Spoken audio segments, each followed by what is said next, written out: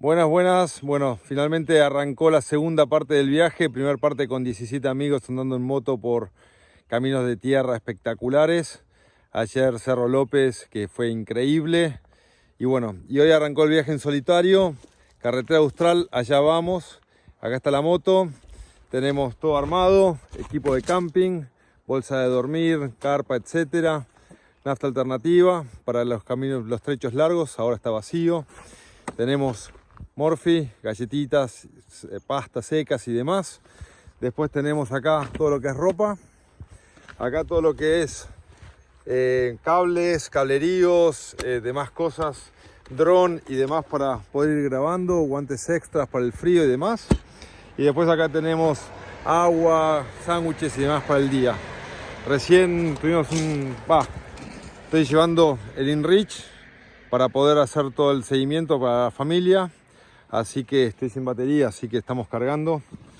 Nada, así que todo muy bien. Bueno, acá de fondo ya el lago Gutiérrez. El día está divino. Así que bueno, seguiremos. Buenas, ¿cómo va? Lago Rivadavia, un lugar increíble. Recién pasamos por Cholila.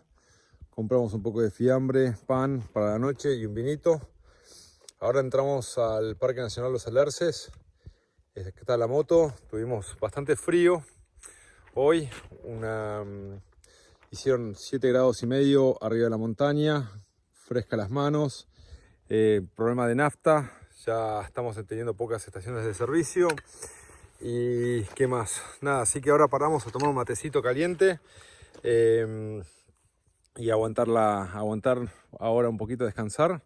Faltarán un par de horas más. Vamos a armar la carpa y acampar pasando el lago Rivadavia en algún lugar por acá. Así que nada, seguimos explorando, conociendo. La moto bien, se portó 10 puntos. Una pequeña falla en el motor de arranque, que no sabemos bien no sabemos, hablo en plural siempre porque está ella y yo. No sé bien por qué le está pasando, pero bueno, conseguimos un mapa también de la provincia de Chubut. Para poder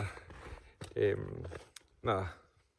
Y bueno, como les decía, cargamos 8 litros de nafta acá en el tanque este auxiliar. Ya estamos con pocas estaciones, poco wifi.